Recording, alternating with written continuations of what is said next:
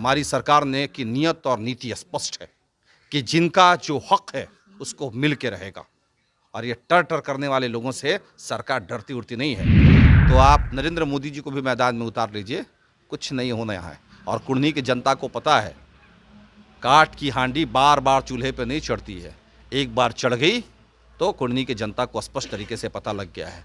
आज युवा रोजगार ढूंढ रहा है। चूंकि सीमांचल का एक बड़ा क्षेत्र है और लगातार भारतीय जनता पार्टी के द्वारा किशनगंज की आम आवाम को प्रताड़ित किया गया है, बदनाम किया गया है, बार बार ये कहा गया है कि घुसपैठी हैं, बांग्लादेशी हैं, तो वहाँ की चिंता हमें है। देखिए, शहाबुद्दीन साहब का जो मसला है वो राष्ट्रीय जनता दल का आंतरिक मामला है। वैसे तो हमें संक्षेप नहीं करना चाहिए, लेकिन अगर शहाबुद्दीन साहब के मामले पर राष्ट्रीय जनता दल ने गंभीरता से विचार नहीं किया तो निसंदेह उसका खामियाजा महागठबंधन में शामिल तमाम राजनीतिक दलों को। बिहार में स्थानीय निकाय के चुनाव होने हैं और उसकी तिथि की घोषणा भी कर दी गई है, लेकिन भारतीय जनता पार्टी की तरफ से यह फिर से आरोप लगाए जा रहे हैं कि जिस प्रकार से ये ऐलान किया गया है वो बिल्कुल गलत है और सुप्रीम कोर्ट के आदेश के खिलाफ है।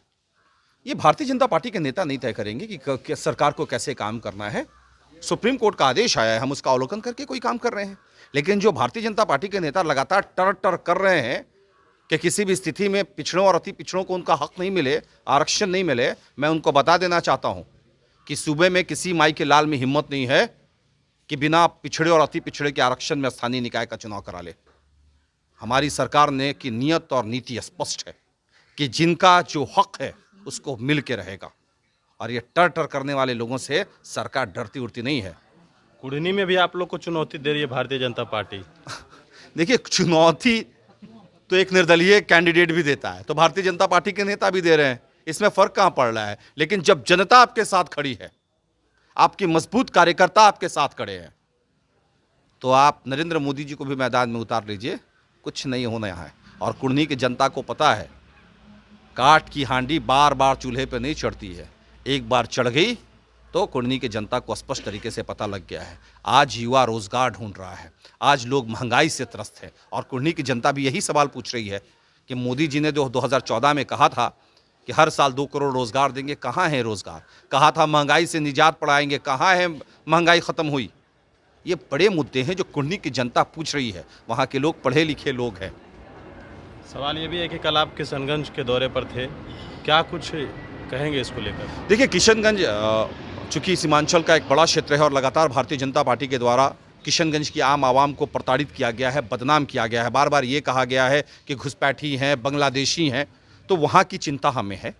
और आने वाले वक्त में हिंदुस्तानी अवाम मोर्चा किशनगंज से लोकसभा चुनाव की तैयारी भी कर रही है।